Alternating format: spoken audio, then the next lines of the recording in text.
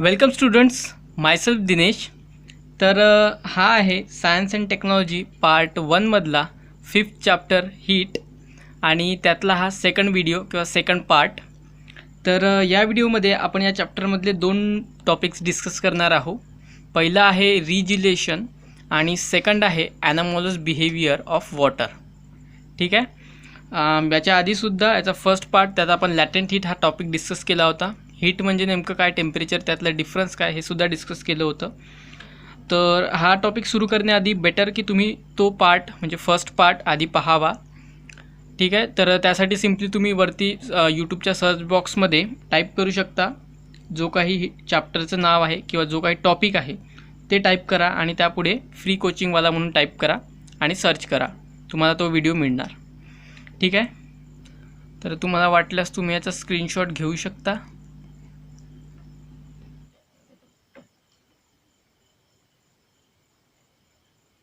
ठीक आहे. तर मग सर्वात आधी बघू की रिजिलेशन म्हणजे काय.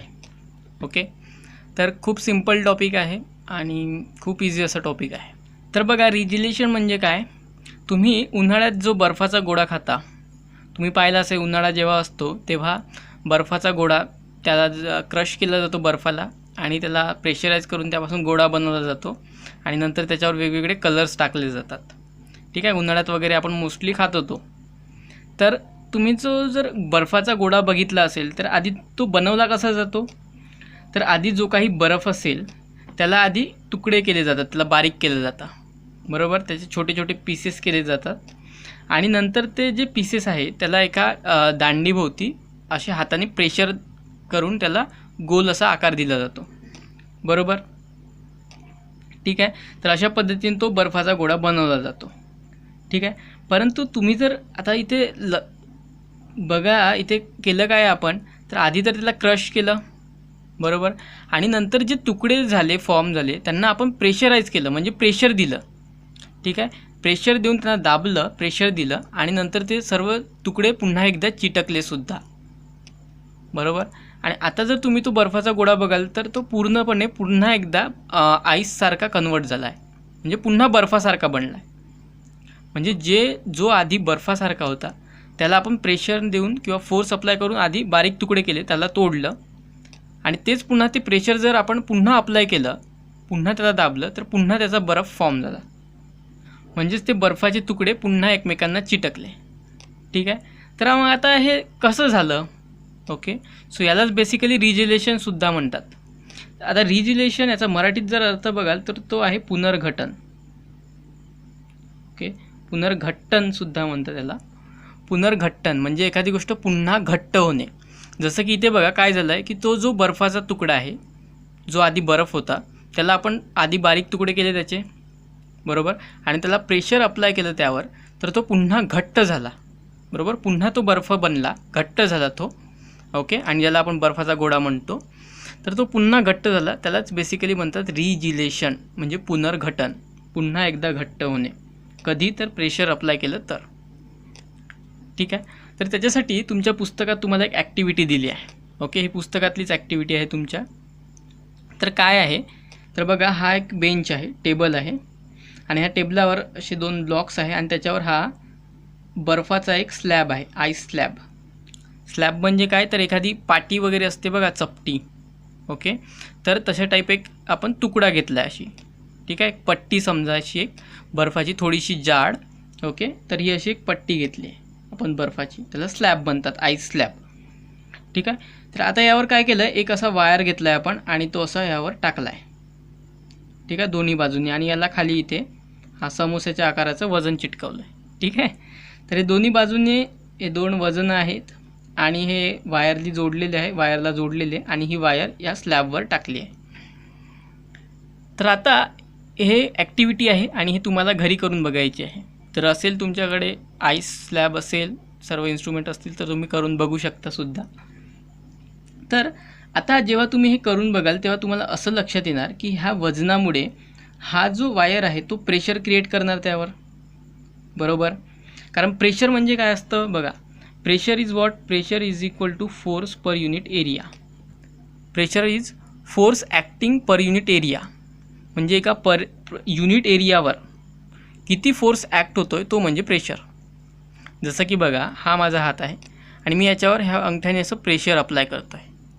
म्हणजेच मी काय करतो आहे, तर याचा जो काही युनिट एरिया म्हणजे एवढा एरिया आहे, हा जो काही भाग आहे त्या एरियावर मी प्रेशर अप्लाय करतो आहे, म्हणजेच फोर्स अप्लाय करतो आहे. ठीक आहे, मी फोर्स अप्लाय करतो युनिट एरियावर म्हणजे एवढ्या भागावर, तर तो झाला प्रेशर त्या भागावरचा.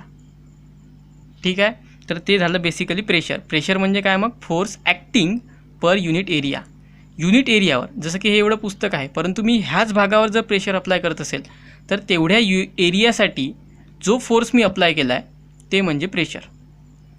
मग मी इथे जर समजा एवढ्या भागावर जर फोर्स अप्लाय करत असेल तर फोर्स ॲक्टिंग पर युनिट तेवढा एरिया म्हणजे ते झालं प्रेशर.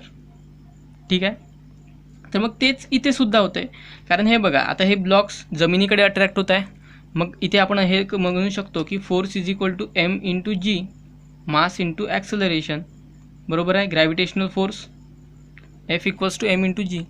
म्हणजेच काय, तर इथे फोर्स ॲक्ट होतो आहे, परंतु हा स्लॅबचा एरिया जो आहे हा एवढ्या एरियावर ह्या वायरमुळे सुद्धा इथे फोर्स ॲक्ट होतो आहे. हा मासेसमुळे फोर्स खाली जातो आहे, परंतु त्या मासेसला अटॅच असणाऱ्या वायरमुळे हा फोर्स इथे सुद्धा ॲक्ट होतो आहे ह्या स्लॅबवर. मग ह्या स्लॅबच्या ह्या युनिट एरियावर म्हणजे एवढ्या एरियावर तो फोर्स ॲक्ट होतो आहे, म्हणजेच इथे बेसिकली प्रेशर ॲक्ट होतो आहे. ठीक आहे, मग ह्या प्रेशरमुळे काय होतं इथे बेसिकली की हा जो आईस आहे तो थोड्याफार प्रमाणात त्याचे मॉलिक्युल्स ब्रेक होतात आणि त्याचं तिथे वॉटरमध्ये कन्व्हर्जन होतं आणि ती वायर खाली जाते. ओके, सो म्हणजे पहिलं ऑब्झर्वेशन यात तुम्हाला काय लक्षात येतं की wire penetrates ice slab. Penetrate होणे म्हणजे काय, तर एखाद्या गोष्टीत शिरकाव करणे. ठीक आहे, तर इथे wire penetrates into the ice slab. हा जो आईस स्लॅब आहे त्यात ती वायर पेनिट्रेट होते किंवा शिरकाव करते. कशामुळे, तर इथे प्रेशर अप्लाय होत आहे म्हणून. आणि सेकंड असं ऑब्झर्वेशन किंवा असं पाहायला मिळतं यात की ice slab does not break. म्हणजे हा जो बर्फाचा तुकडा आहे हा तुटत नाही. म्हणजे बघा, आता कसं एक सिम्पली तुम्हाला जादूसारखं वाटत असेल की एखादा बर्फाचा तुकडा ठेवला आहे आणि त्यावर वायर ठेवली आहे, वजन आहे, ती वायर त्याला पार करूनसुद्धा बाहेर निघते खाली, तरी पण तो बर्फाचा तुकडा तुटत नाही आहे. ओके, तर हेच बेसिकली आहे रिजेलेशन. बघा, मग काय झालं आहे की असं आपल्या लक्षात आलं की wire penetrate the ice slab. Wire त्या प्रेशरमुळे त्या आईस स्लॅबच्या आतमध्ये जात आहे. कारण प्रेशर इज बेसिकली काय आहे, तर फोर्स आहे. मग फोर्स अप्लाय केला तर ते आतमध्ये जाणारच. बरोबर, मग ती आतमध्ये म्हणजे खाली जाण्याचा प्रयत्न करणार आणि ही खाली जाते सुद्धा. पूर्ण ह्या बर्फाचा जो तुकडा आहे किंवा स्लॅब आहे त्याला पार करून ती पूर्ण खालीसुद्धा येते, परंतु तो बर्फाचा तुकडा तुटत नाही. तर हे का होतं असं, तर ते होतं रिजिलेशनमुळे. ठीक आहे, तर दोन ऑब्झर्वेशन्स इथे भेटले की wires penetrate into the ice slab and ice slab does not break. ठीक आहे, आईस स्लॅब तुटत नाही आणि वायर पेनिट्रेट होते आईस स्लॅबमध्ये. मग आता याचा प्रश्न येतो आपल्याच पुढे की व्हाय, असं का बरं. ठीक आहे, तर तेच बेसिकली रिजिलेशन आहे. म्हणजे काय आहे नेमकं, तर the phenomenon of melting under pressure. ठीक आहे, म्हणजे प्रेशर अप्लाय केल्यानंतर मेल्ट होणे म्हणजे वितळणे and refreezing when pressure is removed is called रिजिलेशन.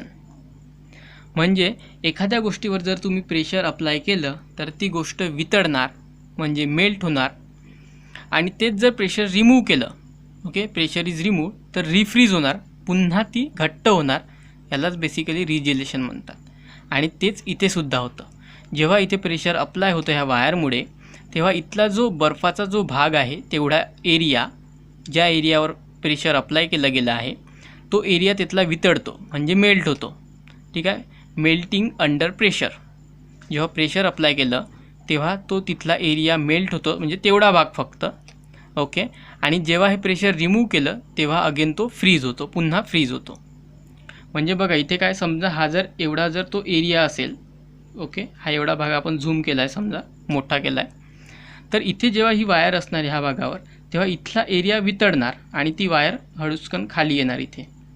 Okay, पुन्हा नंतर आता प्रेशर इथलं रिमूव्ह झालं आहे बघा ह्या भागावरचं. ठीक आहे, व्हेन प्रेशर इज रिमूव्ड पुन्हा रिफ्रीज होणार. रिफ्रीज होणे म्हणजे, फ्रीज होणे म्हणजे घट्ट होणे. ठीक आहे, फ्रीज म्हणतो, फ्रीज झालं आहे, तर रिफ्रीज म्हणजे पुन्हा ते हे होणे, पुन्हा घट्ट होणे. तर इथे रिफ्रीज होतं, ते पुन्हा घट्ट होतं. कारण आधी मेल्ट झालं आहे, प्रेशर दिल्यामुळे आधी ते मेल्ट झालं आहे. मेल्ट म्हणजे वितळलं, पाणी झालं आणि त्यामुळे ती वायर आतमध्ये आली. आता प्रेशर रिमूव्ह झालं, त्यामुळे ते पुन्हा घट्ट होणार. मग आता प्रेशर इथे येणार वायरमुळे, तर आणखी इथला भाग मग वितळणार, मेल्ट होणार आणि ती वायर खाली येणार. मग इथला भागसुद्धा प्रेशर रिमूव्ह झाल्यामुळे पुन्हा घट्ट होणार. पुन्हा ही वायर खाली येणार वितळल्यामुळे आणि इथला एरिया फ्रीज होणार. म्हणजे बघा, हळूहळू मग ती वायर अशी खाली येणार पूर्ण आणि बाहेर निघणार, परंतु जो बर्फाचा तुकडा आहे, आईस स्लॅब आहे, तो मेल्ट होणार नाही. ठीक आहे. तर यालाच म्हणतात रिजिलेशन, म्हणजेच the phenomenon of melting under pressure. ठीक आहे, प्रेशर अप्लाय केल्यावर मेल्ट होणे. And refreezing under pressure is remove. Refreezing when pressure is remove. आणि रिफ्रीज होणे जेव्हा प्रेशर रिमूव्ह केलं, त्यालाच बेसिकली म्हणतात रिजिलेशन. ठीक आहे. ओके. मग याच्यासाठीच बघा, तुमच्या पुस्तकात काही प्रश्न दिले आहे याच्यावरच आधारित. फर्स्ट आहे, in the above experiment the wire moves through the ice slab, however the ice slab does not break. Why? वरील एक्सपेरिमेंटमध्ये वायर त्या आईस स्लॅबमधून मूव्ह झाली. ठीक आहे, परंतु आईस स्लॅब तुटला नाही. त्यातून पूर्णपणे मूव्ह झाली, परंतु आईस स्लॅब, बर्फाचा तुकडा आहे, तो तुटला नाही. मग का बरं? व्हाय? ठीक आहे, तर त्याचं रिझन आता आपण इथे पाहणार आहोत, का बरं असं झालं. तर हे बघा, पहिल्याचा आन्सर की का बरं असं झालं की तो वायर मूव्हसुद्धा झाली, परंतु तो बर्फ तुटला नाही, असं का झालं. तर हे बघा, जेव्हा प्रेशर इन्क्रीज होतं तेव्हा टेम्परेचरसुद्धा इन्क्रीज होतं. हे आहे जे तुम्हाला माहिती असेल कदाचित, P=RT/V. हा आहे स्टँडर्ड गॅसियस लॉ किंवा आयडियल गॅसियस इक्वेशन. तर याच्यानुसार काय आहे की हे जे प्रेशर असतं ते डायरेक्टली प्रोपोर्शनल असतं टेम्परेचरला. ठीक आहे, म्हणजे प्रेशर वाढणार, टेम्परेचरसुद्धा वाढणार, किंवा प्रेशर कमी होणार तर टेम्परेचरसुद्धा कमी होणार. का बरं? तर डायरेक्टली प्रोपोर्शनल आहे म्हणून. तर इथे सुद्धा तेच होतं बेसिकली, की जसं प्रेशर वाढतं तसं टेम्परेचरसुद्धा तिथलं वाढतं आणि त्यामुळेच तो जो आईस आहे तिथल्या भागातला तो थोड्या प्रमाणात मेल्ट होतो, म्हणजे वितळतो. का बरं? तर टेम्परेचर वाढत आहे म्हणून. आता याच्यामुळे काय होतं की ह्या प्रेशरमुळे जो मेल्टिंग पॉईंट आहे, हा MP मीन्स मेल्टिंग पॉईंट. ठीक आहे, मी या शॉर्टमध्ये लिहिलं आहे, तुम्ही नाही लिहायचं आहे, तुम्ही पूर्णच लिहायचं आहे. Okay. So melting point of ice becomes lower than 0 degree. आईसचा मेल्टिंग पॉईंट आपल्याला माहिती आहे 0 डिग्री आहे म्हणून. मग ह्या प्रेशरमुळे तो मेल्टिंग पॉईंट कमी होतो. मग आता हे कसं काय होतं? तर हे बघा, जे नॉर्मल आईसचा मेल्टिंग पॉईंट आहे तो 0 डिग्री आहे, म्हणजे जेव्हा 0 डिग्री असणार तेव्हाच तो मेल्ट होणार, बरोबर. परंतु इथे काय होतं आहे की आता समजा तो 0 डिग्रीवरच आहे, त्याचं टेम्परेचर कधीच चेंज होणार नाही आहे. समजा ओके, तो 0 डिग्रीवर आहे आणि आपण अशी कंडिशन बनवली आहे बाहेरची की ते 0च टेम्परेचर राहणार, कधी चेंज होणार नाही, बरोबर. म्हणजे ते आईसच्या स्टेटमध्ये राहणार तो, बरोबर. मग आता समजा मी प्रेशर जर तिथे अप्लाय केलं तर त्यामुळे टेम्परेचर वाढणार आणि तो मेल्ट होणार, बरोबर. म्हणजे आता झालं आहे काय बघा, की प्रेशरमुळे तो आईस जो आहे तो 0 डिग्रीवर जो होता तो मेल्ट व्हायला नको होता, परंतु प्रेशर वाढल्यामुळे तो मेल्ट झाला आहे. म्हणजे इथे काय झालं आहे, टेम्परेचर तर वाढलं नाही ह्याचाच अर्थ, पण तो मेल्ट झाला आहे. मग हे कशामुळे झालं असावर? तर त्याचं टेम्परेचर कमी झाल्यामुळे, म्हणजे त्याचं मेल्टिंग पॉईंटचं जे टेम्परेचर आहे ते कमी झाल्यामुळे. ओके, म्हणजे त्याला मेल्ट व्हायला 0 पाहिजे होतं, परंतु 0 टेम्परेचर, तर इथे आपण अशी कंडिशन केली आहे की टेम्परेचर वाढतसुद्धा नाही, कमीसुद्धा होत नाही आहे. परंतु प्रेशर जेव्हा अप्लाय केलं तेव्हा तो आपोआप वितळला. मग हे कशामुळे झालं? तर त्याचा जो मेल्टिंग पॉईंट आहे तो कमी झाला, म्हणजे 0 डिग्रीपेक्षाही कमी गेला आणि तो अचानकपणे वितळला. ठीक आहे. सो ड्यू टू प्रेशरमुळे melting point of ice becomes lower than 0 degree. 0 डिग्रीपेक्षाही त्याचा मेल्टिंग पॉईंट कमी होतो. ओके, आणि त्यामुळे आईस कन्वर्ट्स इंटू वॉटर. त्यामुळे हा जो बर्फ आहे तो पाण्यामध्ये कन्वर्ट होतो आणि ती वायर खाली मूव्ह होते त्या पाण्यामध्ये, आणि त्यामुळे मग तो जो वरचा भाग आहे त्यातलं प्रेशर रिमूव्ह होतं, बरोबर आहे, वरचा भाग. So when pressure removed melting point also restored.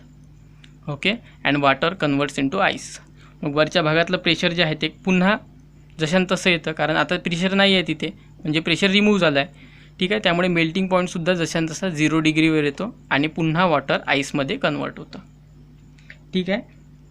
मग आता तुम्हाला लक्षात आलं असेल की का तुटत नाही तर प्रेशर अप्लाय केल्यामुळे वॉटरमध्ये त्याचं कन्वर्ट होतं. का बरं? तर मेल्टिंग पॉईंट कमी होतो 0 डिग्रीपेक्षा, त्यामुळे त्याचं कन्वर्जन वॉटरमध्ये होतं आणि तो वायर खाली मूव्ह होतो. मग वरच्या भागातलं प्रेशर कमी झाल्यामुळे पुन्हा त्याचा मेल्टिंग पॉईंट रिस्टोअर होतो, जसाच्या तसा होतो आणि वॉटर आईसमध्ये कन्वर्ट होतं आणि अशा प्रकारे तो वायर खाली येतो. ठीक आहे. सो हे आहे मग रिझन. सेकंड क्वेश्चन आहे की is there any relationship of latent heat with the regelation. Latent heat आणि रिजिलेशनमध्ये काही संबंध आहे का? तर यासाठी तुम्हाला आधी रिजिलेशन काय आहे ते माहिती लेटंट हीट काय आहे ते माहिती असलं पाहिजे.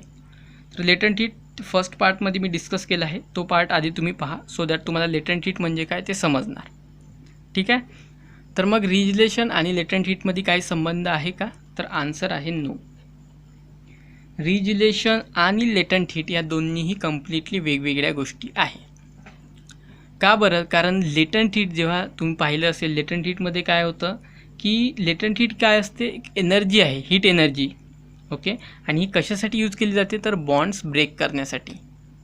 ठीक आहे, बरोबर. सो लेटंट हीटमध्ये काय होतं की heat energy is use to break the bonds. परंतु तेच रिजिलेशनमध्ये आपण काय बघितलं की pressure is use to break the bonds. बरोबर. आईसचं कन्वर्जन वॉटरमध्ये होतं आहे. कशामुळे होतं? तर वॉटरचं जे स्ट्रक्चर आहे ते हेक्झागोनल स्ट्रक्चर आहे, हे आपण पाहिलं आधीच्या भागात. मग त्या हेक्झागोनल स्ट्रक्चरच्या आधी बॉन्ड्स ब्रेक होतात आणि त्याचं वॉटरच्या मॉलिक्युल्समध्ये कन्वर्जन होतं. ठीक आहे. मग इथे काही आपण अप्लाय केलं, तर आपण इथे अप्लाय केलं प्रेशर. ओके. आणि ह्या प्रेशरमुळे तिथले बॉन्ड्स ब्रेक झाले. परंतु लॅटंट हीटमध्ये आपण हीट एनर्जी सप्लाय केली आणि त्याच्यामुळे तिथले बॉन्ड्स ब्रेक झाले. ठीक आहे. त्यामुळे ह्या दोन्ही गोष्टी कम्प्लिटली डिफरंट गोष्टी आहे, यांच्यामध्ये काहीही संबंध नाही. थर्ड क्वेश्चन आहे, you know that as we go higher than the sea level boiling point of water decreases. What would be the affect on the melting point of solid. म्हणजे काय? जसं आपण समुद्र सपाटीपासून वरती जाऊ, ठीक आहे, तर बॉइलिंग पॉईंट पाण्याचा कमी होतो. ओके. म्हणजे नॉर्मल बॉइलिंग पॉईंट आहे 100 डिग्री, बरोबर. तर 100पेक्षा कमी होतो, म्हणजे 95-92पर्यंत येतो. What would be the effect on the melting point of solid. Boiling point तर कमी होतं, ठीक आहे, मेल्टिंग पॉईंटवर काय इफेक्ट होतो? तो सुद्धा कमी होतो की जास्त होतं, काय होतं? तर बघा, आता ह्या प्रश्नाचं उत्तर समजून घेण्याआधी एक गोष्ट समजून घ्या की जेव्हा आपण समुद्र सपाटीपासून वरती जातो तेव्हा हवेचे मॉलिक्युल्स हे विरळ होत जातात. विरळ म्हणजे हवा जी आहे, ते जे मॉलिक्युल्स आहेत ते एकमेकांपासून दूर व्हायला लागतात किंवा खूप विरळ असते हवा, म्हणजे दाट नसते, खूप कमी प्रमाणात किंवा विरळ असते हवा. त्यामुळे काय होतं की हवेचं जे प्रेशर आहे ते सुद्धा कमी होतं. आता तुम्ही ऐकलं असेल की जेव्हा लोक विमानातून जातात तेव्हा त्यांना कधी काही लोकांना नाकातून किंवा कानातून त्यांच्या रक्त येण्याचे प्रकार सुद्धा तुम्ही ऐकले असतील. किंवा फाउंटेन पेन कॅरी करू नये विमान प्रवासात असं सुद्धा म्हणतात. तर का बरं? कारण जेव्हा तुम्ही अर्थच्या सरफेसवर असता तेव्हा बॉडी प्रेशर आणि ॲटमॉस्फेरिक प्रेशर, तर हे दोन्हीही बॅलन्स असतात. त्यामुळे तुमचं जे ब्लड आहे ते आतमध्येच असतं बॉडीच्या, कारण ते सुद्धा फोर्सफुली पंप होत असतं हार्टकडून, बरोबर. परंतु तेच तुम्ही जेव्हा वरती जाता तेव्हा हवा जी आहे ती विरळ होते आणि त्यामुळे ॲटमॉस्फेरिक प्रेशर जे आहे ते कमी होतं. परंतु तुमच्या बॉडीचं जर प्रेशर बघाल तर ते इथल्यापेक्षा तिथे जास्त होतं, त्यामुळे मग ते नाकातून कानातून रक्त यांचे प्रकार होतात.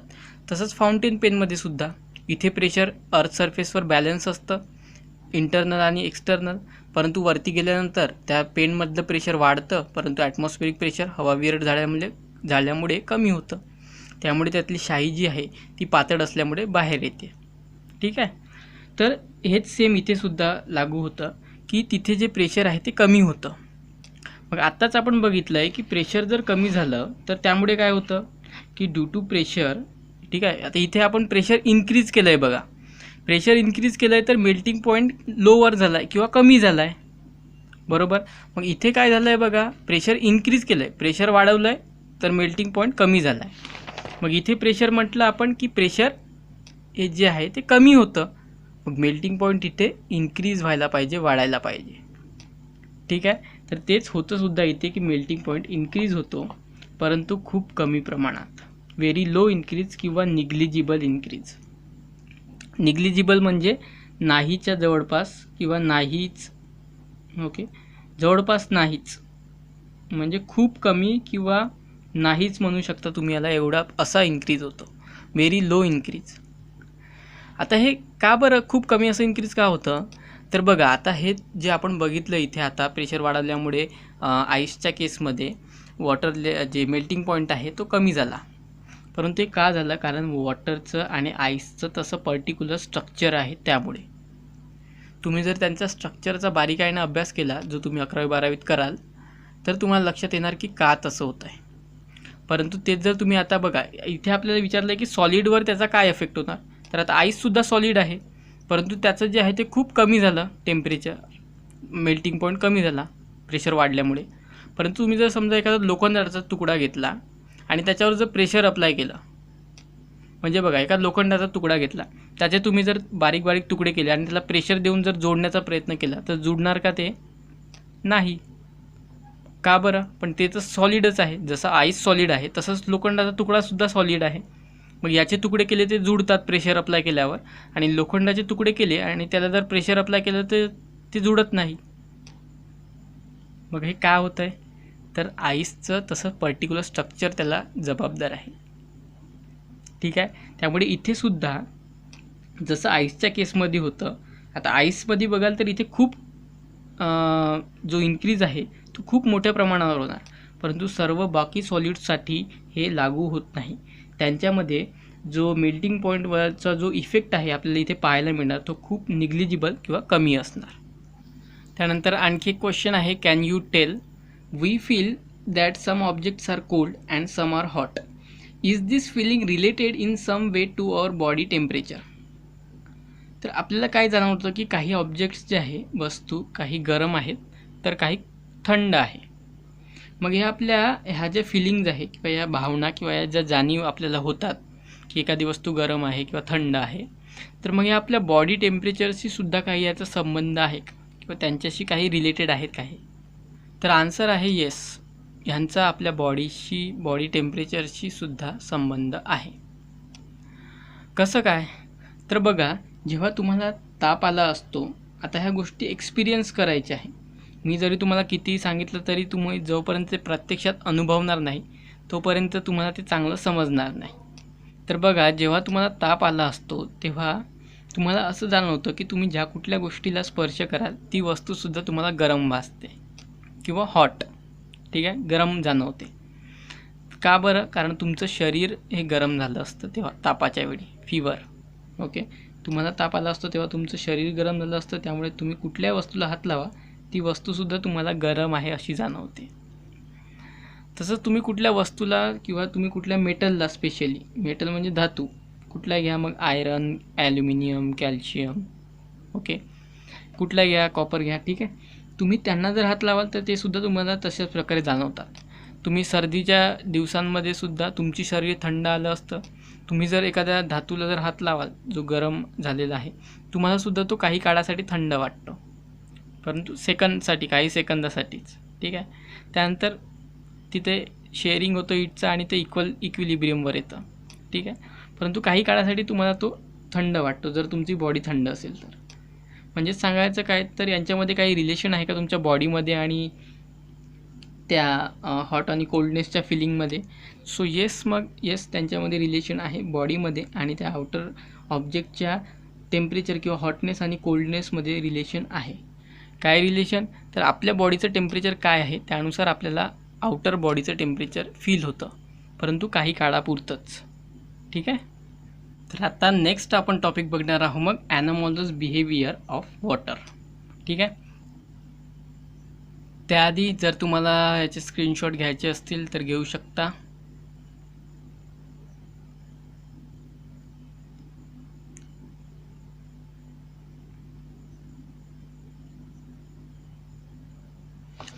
ओके, तर आता ॲनॉमलस बिहेवियर म्हणजे काय ते नक्की समजून घ्या. तर बघा, ॲनॉमलस याचा अर्थ होतो विचित्र. ओके, किंवा असं वर्णन जे आपण एक्सपेक्ट करत नाहीत असं. तर आता ॲनॉमलस म्हणजे विचित्र, म्हणजे अशी गोष्ट की जी आपण एक्सपेक्ट केली नाही, म्हणजे जी आपल्या एक्सपेक्टेशनच्या बाहेर आहे. ठीक आहे, म्हणजे विचित्र असं. जसं की आता तुम्ही घरचं समजा एखादा दिवस काम केलं तर घरचे म्हणतात की आज कसं काय हा विचित्रपणे वागला आणि तर अख्खं घर झाडून काढलं, आज सूर्य पश्चिमेकडून उगवला की काय, असे सुद्धा टोमणे मारतात. बरोबर. सो तेच आहेत मग विचित्र. ठीक आहे, विचित्र वागणं. तर बिहेवियर म्हणजे वागणूक.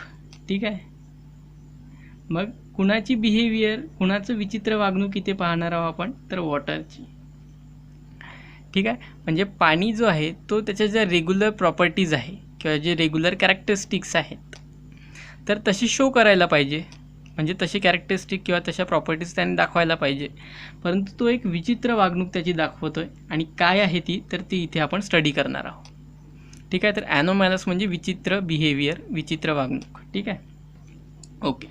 तर बघा काय आहे की जे जनरली जे बाकी लिक्विड्स असतात, ठीक आहे, लिक्विड्स म्हणजे कुठले माहिती आहे, तर त्यांना जर तुम्ही हीट कराल तर ते एक्सपांड होतात. गॅसेसच्या केसमध्ये सुद्धा असं होतं.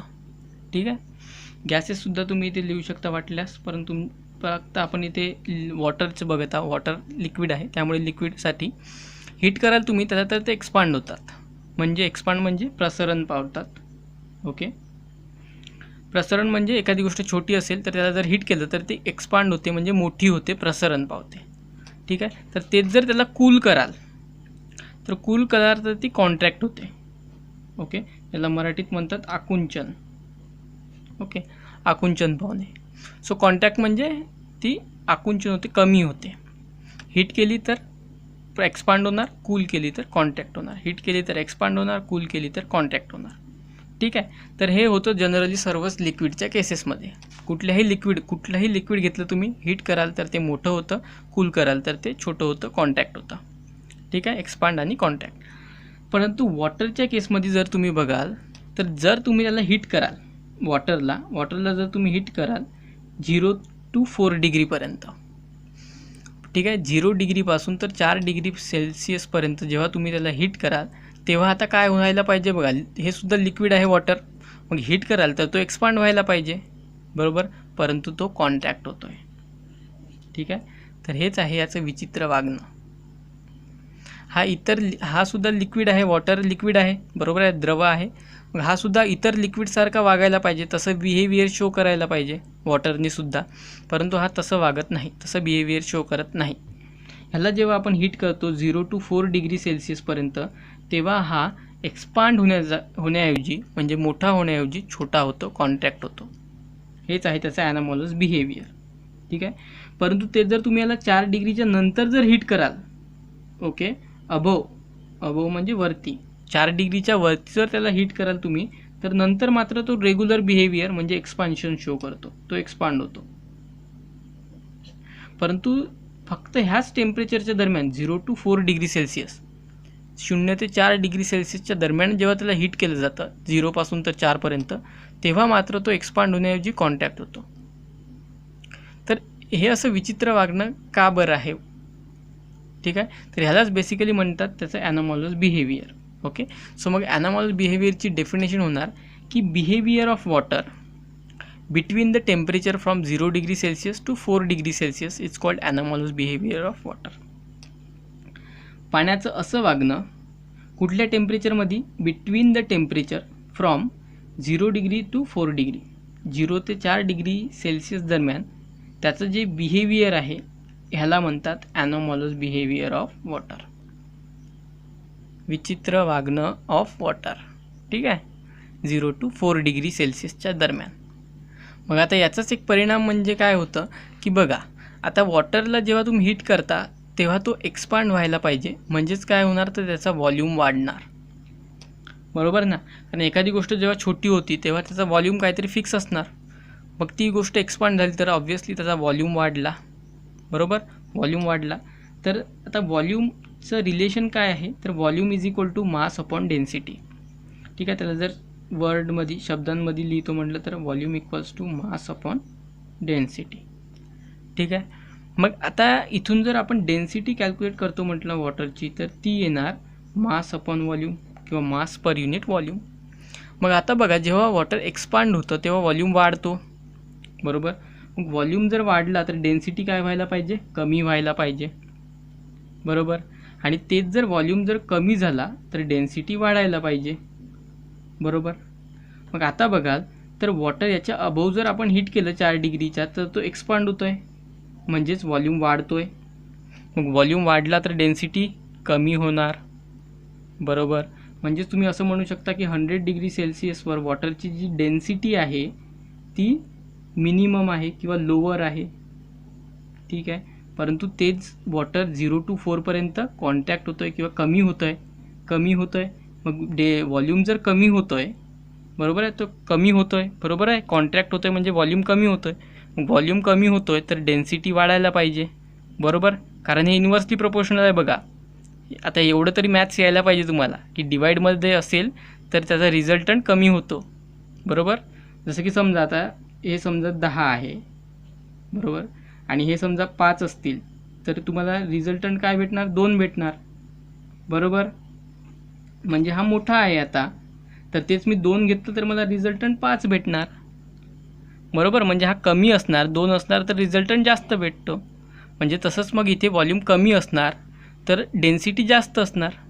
मग व्हॉल्यूम कमी कधी आहे तर 0 to 4च्या दरम्यान, म्हणजे 4 डिग्रीला, ओके. म्हणजे 4 डिग्रीला व्हॉल्यूम कमी आहे तेव्हा डेन्सिटी जास्त असणार.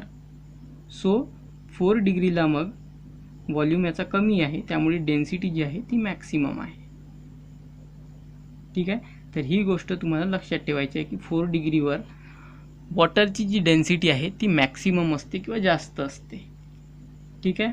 आणि तेच 100 डिग्री सेल्सिअसवरती मिनिमम असते. आणि व्हॉल्यूम काय असतो 4 डिग्री सेल्सिअसवर, तर तो मिनिमम असतो मग, ठीक आहे, मिनिमम. तर हे बघा त्याचाच ग्राफ तुम्हाला इथे दिला आहे. हा ग्राफ आहे त्याचा की relation between volume and temperature. जर तुम्ही वॉटर जर घ्याल आणि त्याला जर हीट कराल 0 डिग्रीपासून 4 डिग्री आणि त्यानंतर पुढे 10-15 असं जर हीट करत न्याल तर तुम्हाला व्हॉल्यूममध्ये त्याच्या चेंजेस होताना दिसणार. जसं की इथे बघा, इथे व्हॉल्यूम घेतला आहे वाय ॲक्सिसवर आणि एक्स ॲक्सिसवर टेम्परेचर घेतलं आहे, ठीक आहे. जसं जसं हे टेम्परेचर 1, 2, 3, 4, 5 ते 10पर्यंत होत जाणार तसं बघा हा व्हॉल्यूम चेंज होतो आहे. आधी हा व्हॉल्यूम काहीतरी 1000 सेंटीमीटर क्यूब पर ग्राम होता. त्यानंतर तो 4 डिग्रीवर जेव्हा टेम्परेचर आलं तेव्हा बघा पूर्णपणे कमी झाला आहे, व्हॉल्यूम पूर्णपणे कमी झाला आहे. म्हणजे इथे डेन्सिटी ही मॅक्सिमम असणार, ठीक आहे. आणि त्यानंतर हा व्हॉल्यूम मग इन्क्रीज होत गेला म्हणजे डेन्सिटी मग कमी होत गेली, ठीक आहे. तर हा सिम्पली ग्राफ इथे दिला आहे की कसं त्याच्यामध्ये व्हेरिएशन होतं, ठीक आहे. तर जर तुम्ही हा एक्सपेरिमेंट करून बघाल तर तुम्हालासुद्धा असाच डेटा भेटणार आणि तो तुम्ही जर प्लॉट केला तर असाच ग्राफसुद्धा भेटणार. तर मग आता आपण टॉपिक पाहणार आहोत study of anomalous behaviour of water using Hope's apparatus. आता ॲनामॉलस बिहेवियर काय आहे वॉटरचा तर हे तुम्हाला माहिती झालं आहे, बरोबर. परंतु याची आपण आता इथे स्टडी करणार आहोत. होप्स या सायंटिस्टचं नाव आहे, होप्स हे होप त्यांचं नाव आहे आणि त्यांनी ही मेथड दिली आहे म्हणून, आणि त्यांचं हे ॲपॅरेटस आहे म्हणून याला होप्स ॲपॅरेटस ही मेथड म्हणतात. तर या मेथडद्वारे आपण ॲनामॉलस बिहेवियर ऑफ वॉटर स्टडी करणार आहोत. कशासाठी, काय उपयोग आहे त्याचा, तर ते आपण हा टॉपिक झाल्यानंतर शेवटी बघणार आहोत. तर मग सुरू करूया. तर ह्या ॲपॅरेटसचं नाव आहे होप्स ॲपॅरेटस. होप हे सायंटिस्टचं नाव आहे आणि त्यांच्या नावावरून त्यांनी याची स्टडी केली होती म्हणून त्यांच्या नावावरून याला नाव देण्यात आलं आहे होप्स ॲपॅरेटस. तर काय असतं बघा, इथे एक आपल्याकडे एक सिलेंड्रिकल कंटेनर असतं किंवा एक सिलेंडर असतो समजा सिम्पली, ठीक आहे. आणि ह्या सिलेंडरमध्ये इथपर्यंत बघा वॉटर भरलं आहे, हे पूर्ण पाणी भरलं आहे ह्या सिलेंडरमध्ये, ठीक आहे. आणि ह्याच्या भोवती मधात एक अशी प्लेट जोडलेली आहे, ठीक आहे. ही प्लेट आहे, ओके. आणि ह्या प्लेटला ह्या प्लेटमध्ये फ्रीजिंग मिक्सचर भरलं आहे जे की मिक्सचर आहे आईस प्लस वॉटरचं, आईस प्लस सॉल्ट, ठीक आहे. म्हणजे आईस, बर्फ आणि मीठ, ठीक आहे.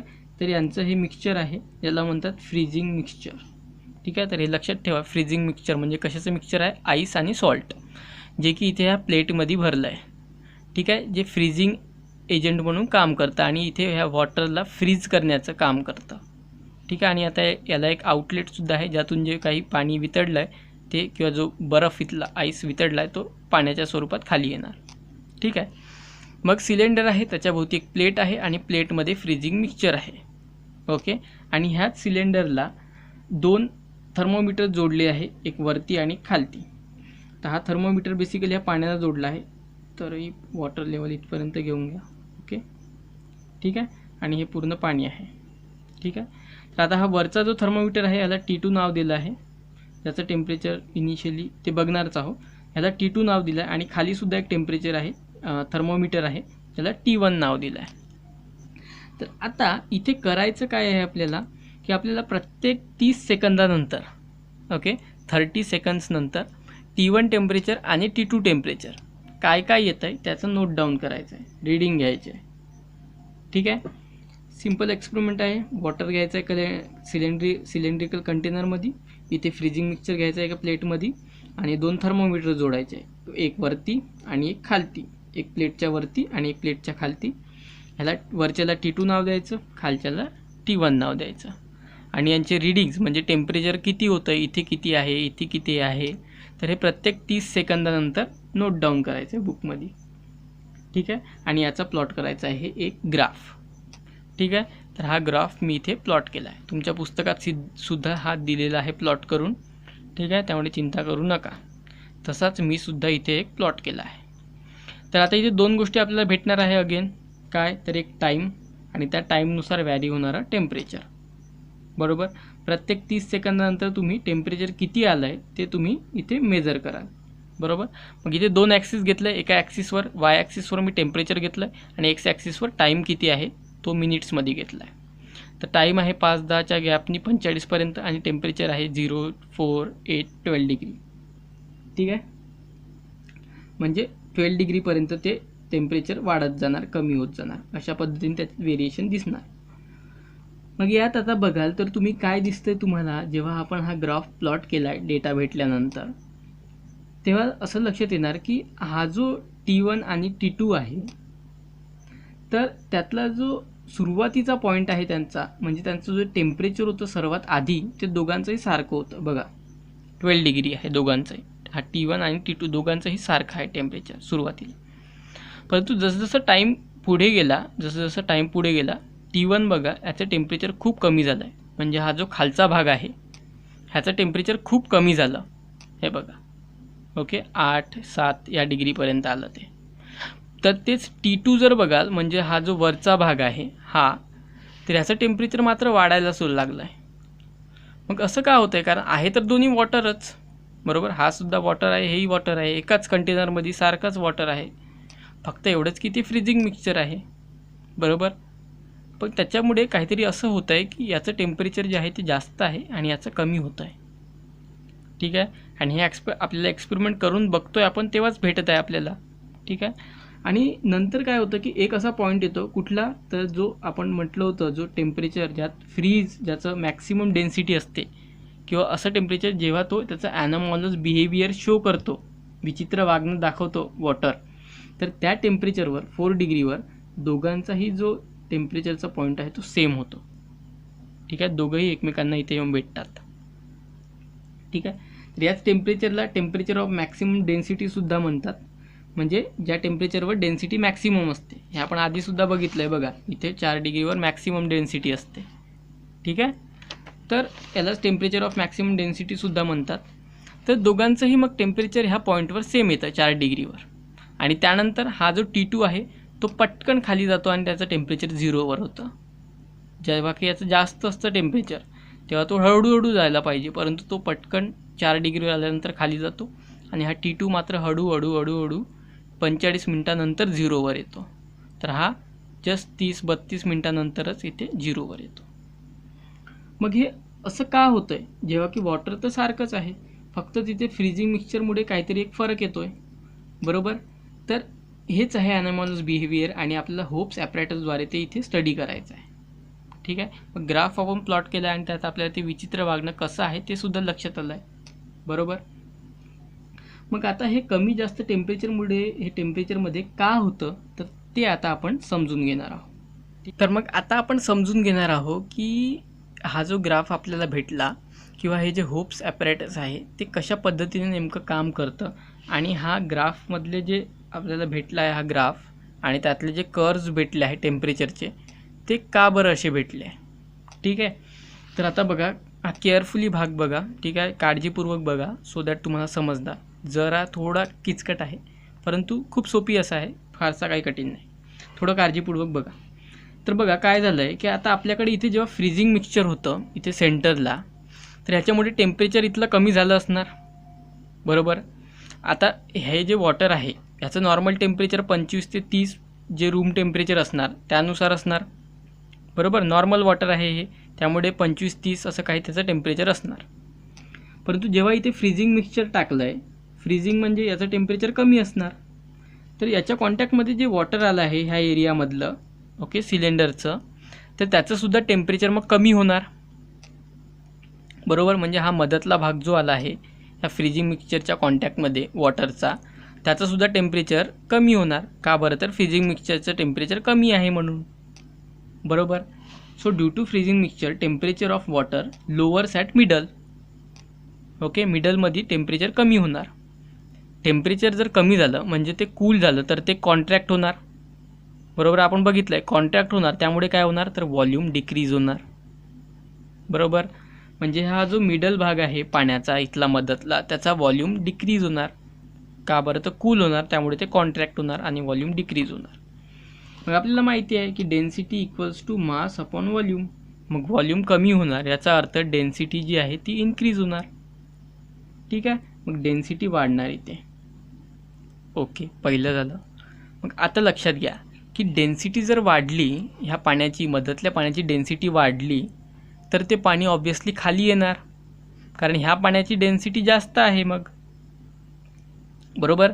ह्या पाण्याची डेन्सिटी जास्त होणार, परंतु ह्या पाण्याची डेन्सिटी जी आहे, ह्या पाण्याची डेन्सिटी कमी आहे, बरोबर. ह्या पाण्याची डेन्सिटी कमी आहे, तर तेच ह्या पाण्याची डेन्सिटी आता वाढली आहे. मग डेन्सिटी वाढली त्यामुळे हे पाणी खाली येणार.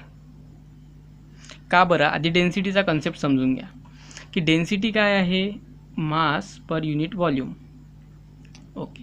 बरं, मग समजा माझ्याकडे 10 सेंटीमीटर क्यूब पर ग्रॅम असा एक व्हॉल्यूम आहे, ओके.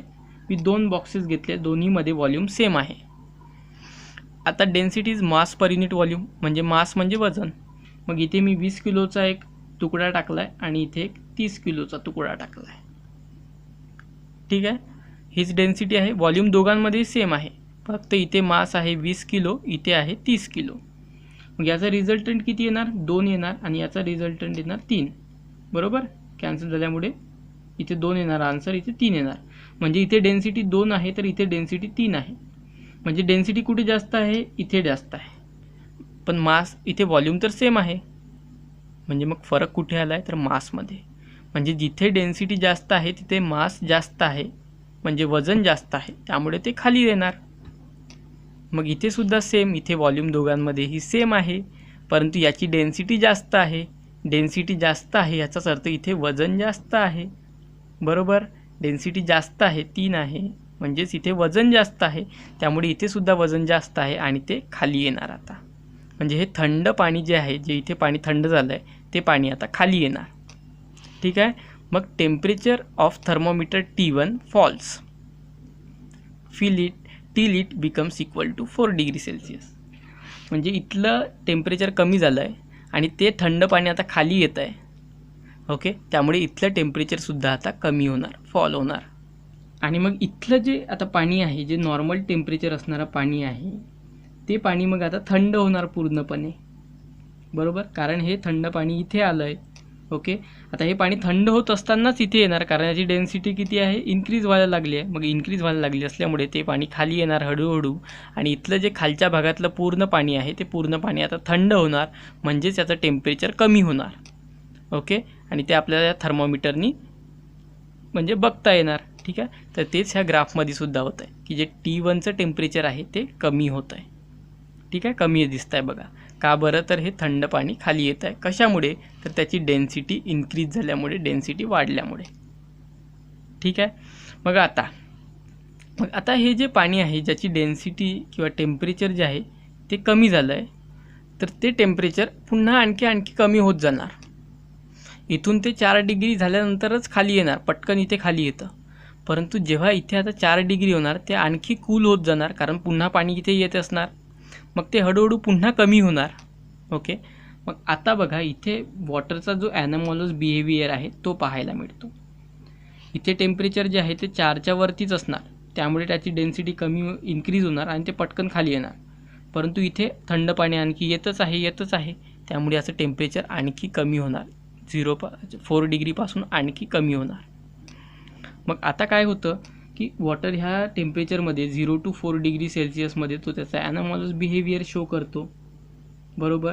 मग इथे तो जर त्याचं जर टेम्परेचर जे आहे ते कूल होत असणार, याचा अर्थ तो कॉन्ट्रॅक्ट व्हायला पाहिजे, बरोबर. परंतु हा ॲनॉमलस बिहेवियर शो करतो, मग हा कूल होतो तेव्हा हा एक्सपांड होतो, बरोबर. त्यामुळे याचं व्हॉल्यूम वाढतं. Okay. When temperature decreases below 4 degree volume increases, याचा व्हॉल्यूम वाढतो. का बरं? तर ॲनॉमलस बिहेवियरमुळे. मग व्हॉल्यूम वाढला त्यामुळे डेन्सिटी जी आहे ती डिक्रीज होते, बरोबर. डिक्रीज होणार डेन्सिटी, मग डेन्सिटी डिक्रीज झाल्यामुळे हे जे पाणी आहे ते वरती जाणार आणखी. बघा केअरफुली बघा, आधी इथे फ्रीजिंगमुळे टेम्परेचर कमी झालं आणि त्यामुळे इथे व्हॉल्यूम डिक्रीज झाला आणि डेन्सिटी वाढली. डेन्सिटी वाढल्यामुळे हेच पाणी खाली आलं. परंतु आता तेच त्याचं टेम्परेचर कमी होत आहे, 4 डिग्रीपेक्षाही कमी होत आहे. मग इथे ॲनॉमलस बिहेवियरमुळे व्हॉल्यूम इन्क्रीज होत आहे आणि त्यामुळे डेन्सिटी डिक्रीज होत आहे. मग डेन्सिटी कमी झाल्यामुळे हेच पाणी मग वरती जाणार. ठीक आहे, ह्याला केअरफुली समजा बघा. ओके. हेच पाणी मग वरती जाणार. ओके. आणि मग वरती जाणार त्यामुळे काय होणार बघा, मग हेच पाणी जे वरती गेलं आहे तर तेच मग इथून बघा ह्याचा फॉल झाला आहे असा. सुरुवातीला T1चं टेम्परेचर कमी होतं, परंतु T2 जो आहे तो नॉर्मल टेम्परेचरवरच होता, जे त्याचं नॉर्मल टेम्परेचर होतं त्यावरच तो होता आणि त्यामुळे याचा ग्राफ वरती होता. परंतु आता जेव्हा हे टेम्परेचर खाली आलं, इथलं टेम्परेचर बघा 4 डिग्रीवर आलं हे खालचा ग्राफ, तेव्हा हे पाणी वरती गेलं. का बरं? तर डेन्सिटी याची डिक्रीज झाली म्हणून हे वरती गेलं. ओके. मग हे वरती गेल्यामुळे वरचं टेम्परेचरसुद्धा कमी झालं. ओके. आता हे टेम्परेचर 4 डिग्रीपेक्षाही कमी झालं, मग हे वरती गेलं. वरती गेल्यामुळे ते टेम्परेचर आणखी कमी झालं आणि हा वरचा जो ग्राफ आहे तो आणखी खाली आला इथे. ओके. तर तेच मग इथे T1चं जे टेम्परेचर आहे ते वरती जात असल्यामुळे ह्याला थंड व्हायला वेळ लागला आणि त्यामुळे त्याचा जो ग्राफ आहे तो हळूहळू मग खाली आला, बरोबर. सुरुवातीला म्हणजेच याचं टेम्परेचर पटकन फॉल झालं, ठीक आहे, कारण हे थंड पाणी खाली आलं त्यामुळे याचा ग्राफ असा होता, खालचा होता. तर तेच इथे टेम्परेचर मात्र नॉर्मल होतं, जे होतं तेच होतं, त्यामुळे याचा ग्राफ वरतून होता. मग नंतर हे पाणी जे आहे जे त्याची डेन्सिटी आणखी कमी झाल्यामुळे हेच पाणी मग वरती गेलं आणि त्यामुळे हा जो T2 आहे तो रॅपिडली असा फॉल झाला खाली आणि हा T1 मात्र हळूहळू नंतर होत राहिला. ठीक आहे. So temperature in upper part decreases to 0 degree, बरोबर, कारण तर वॉटर मूव्ह झालं आहे वरती, मग हळूहळू ते खाली होणार आणि T1 डिक्रीजेस स्लोली टू 0, मग T1सुद्धा हळूहळू 0वर होणार. ठीक आहे. तर हेच बेसिकली सिम्पली आहे. तुम्ही हे पॉईंट्स एकदा केअरफुली वाचा. ओके. तर बघा टॉपिक खूप सोपी आहे. तुम्हाला जर नसेल समजत किंवा थोडी जरी कठीणाई जर होत असेल समजण्यात, तर हा जो व्हिडिओ आहे किंवा हा टॉपिक जो आहे तो एकदा केअरफुली आणखी बघा आणि पुस्तकातून आणि हे 5 पॉईंट्स केअरफुली वाचा. ठीक आहे. नसेल तरी समजला तरी एकदा व्हिडिओ बघा आणि हे 5 पॉईंट्स वाचा, तुम्हाला नक्की समजणार. ठीक आहे. फक्त इथे इम्पॉर्टंट कुठल्या गोष्टी लक्षात ठेवायच्या आहे तर व्हॉल्यूम आणि डेन्सिटीमध्ये काय चेंज होणार. ठीक आहे. 0 to 4 डिग्री दरम्यान जेव्हा टेम्परेचर जातं किंवा वॉटर फ्रीज होतं, टेम्परेचर कमी होतं, तेव्हा व्हॉल्यूममध्ये काय चेंज होतो आणि डेन्सिटीमध्ये काय चेंज होतो हे फक्त मेन तुम्हाला इथे लक्षात ठेवायचं आहे. ठीक आहे. आणि त्यावरूनच सर्व स्टोरी, मग वॉटर खाली मूव्ह होणार, वरती मूव्ह होणार आणि त्यानुसार ग्राफ. ठीक आहे. तर बघा इथे 2 क्वेश्चन्स आले आहेत तुम्हाला की how will you explain following statement with the help of anomalous behaviour of water. ॲनॉमलस बिहेवियरच्या बेसिसवर तुम्ही हे क्वेश्चन कसे काय एक्सप्लेन कराल. फर्स्ट आहे बघा, in regions with cold climate the aquatic plant and animals can survive even when the atmospheric temperature goes below 0 degree Celsius. तर जिथे कोल्ड क्लायमेट असतं, थंड हवामान असतं, तिथे प्लांट्स आणि ॲनिमल्स कसे जगतात जेव्हा टेम्परेचर 0 डिग्रीपेक्षाही खाली जातं तेव्हा. तर बघा पहिल्या क्वेश्चनमध्ये तर विचारलं आहे की सरळ टेम्परेचर जे आहे ते 0 डिग्रीच्या खाली जातं तेव्हा म्हटलं आहे. बघ वॉटरचं ॲनामॉलस बिहेवियर हे फक्त 0 आणि 4 डिग्रीच्या दरम्यान असतं, बरोबर, 0 आणि 4 डिग्री सेल्सिअस. परंतु टेम्परेचर जर 0च्या खाली जात असेल किंवा 4 डिग्रीच्या वर जात असेल तर तो त्याचा रेग्युलर बिहेवियर शो करणार. ठीक आहे, त्यामुळे इथे फक्त रेग्युलर बिहेवियरच दिसणार. मग इथे काय होतं की जेव्हा जिथे थंड हवामान असतं अशा ठिकाणचं जे वॉटर आहे तर ते वॉटर सरफेसवरचं जे वॉटर आहे ते आईसमध्ये कन्वर्ट होतं. म्हणजे वरवरचा जो भाग आहे पाण्याचा, एखादं तळं असेल, ठीक आहे, ते थंडीच्या ठिकाणी असेल तर तिथलं वरवरचा जो भाग आहे तो ॲटमॉस्फिअरच्या कॉन्टॅक्टमध्ये आल्यामुळे तिथलं जे टेम्परेचर आहे ते कमी असल्यामुळे ते आईसमध्ये कन्वर्ट होणार, बरोबर. परंतु आता हे जे टेम्परेचर आहे ते 4 डिग्रीपेक्षाही खाली आहे, बरोबर. मग टेम्परेचर जर 4 डिग्रीपेक्षा खाली असणार तर काय व्हायला पाहिजे, 4 डिग्रीच्या खाली ते कूल होत असल्यामुळे ते कॉन्ट्रॅक्ट व्हायला पाहिजे, बरोबर. परंतु वॉटर शो करतं ॲनामॉलस बिहेवियर, बरोबर.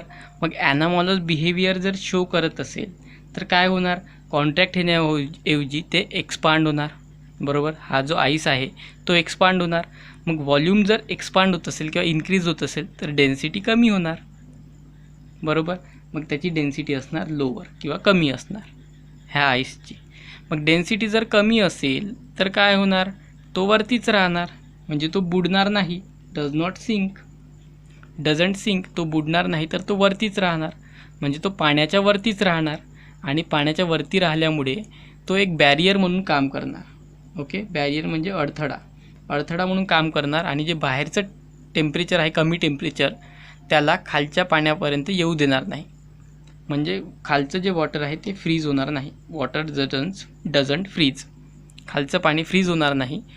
ओके, त्याचा बर्फ बनणार नाही. आणि जे काही प्राणी किंवा जे मासे, जे वनस्पती आहे त्या पाण्यात, त्या तशाच राहणार, जशा जगत आहे पाण्यात तशाच. ठीक आहे. तसंच सेकंड क्वेश्चन आहे की in cold regions in winter the pipes for water supply break and even rocks crack. जेव्हा कोल्ड रिजन्समध्ये, जिथे थंड हवामान असतं अशा ठिकाणी, विंटरमध्ये म्हणजे हिवाळ्यात, ज्या पाण्यासाठी ज्या वॉटरच्या पाईप्स असतात पाण्याच्या सप्लायसाठी, त्या ब्रेक होतात, तुटतात आणि खडकंसुद्धा कधीकधी तुटतात. तर हे का होतं मग अशा ठिकाणी? मग हे सुद्धा अगेन ॲनामॉलस बिहेवियर ऑफ वॉटरमुळे. कसं काय, तर बघा आता वॉटर शो करतं ॲनामॉलस बिहेवियर 0 to 4 मध्ये. मग कोल्ड रिजनमध्ये किंवा थंड ठिकाण आहे तिथे टेम्परेचर जेव्हा 4 डिग्रीपेक्षा खाली जाणार, म्हणजे कूल होणार, तेव्हा काय व्हायला पाहिजे, कॉन्ट्रॅक्ट व्हायला पाहिजे. परंतु वॉटर शो करतं ॲनामॉलस बिहेवियर. मग हे काय होणार, तर हे एक्सपांड होणार, बरोबर. मग जेव्हा पाणी पडणार किंवा पाऊस पडणार तेव्हा हे पाणी किंवा जे पाणी याच्यातून फ्लो होत आहे पाईपमधून, ते पाणी फ्लो होणार. किंवा जे दगडांमध्ये पाणी घुसलं आहे, दगडांच्या भेगांमध्ये पाऊस पडल्यामुळे, ते पाणी काय होणार, टेम्परेचर कमी झाल्यामुळे कॉन्ट्रॅक्ट होण्याऐवजी एक्सपांड होणार, म्हणजे फुगणार ते, किंवा त्याचा व्हॉल्यूम इन्क्रीज होणार. मग पाईपातलं ते पाणी वाढणार, त्यामुळे ऑब्व्हियसली पाईप तुटणारच आहे. किंवा दगडांमध्ये, खडकांमध्ये जे पाणी घुसलं आहे ते टेम्परेचर कमी झाल्यामुळे एक्सपांड होणार, त्यामुळे तो खडकसुद्धा फुटणार, बरोबर. म्हणजे due to anomalous behaviour of water when comes below the 4 degree Celsius it expands due to anomalous behaviour, hence rocks and pipes breaks. Simple. ठीक आहे. तर ठीक आहे, मग हेच होतं एवढं या चॅप्टरमध्ये. आय होप की हा टॉपिक तुम्हाला समजला असेल. 1-2दा वाचा, समजणार, नक्की समजणार. तरीही काय तुमचे क्वेश्चन्स असतील, क्वेरीज असतील तर त्या कमेंट बॉक्समध्ये तुम्ही विचारू शकता. आणि चॅनलला जर आत्तापर्यंत सबस्क्राईब नसेल केलं तर प्लीज चॅनलला सबस्क्राईब करा आणि प्लीज तुमच्या मित्रांसोबत देखील शेअर करा. ठीक आहे, प्लीज चॅनलला सबस्क्राईब करा, शेअर करा तुमच्या मित्रांसोबत देखील, आणि व्हिडिओ आवडला असल्यास लाईक करा. ठीक आहे, तर मग अभ्यास करत राहा. See you in next video. ठीक आहे.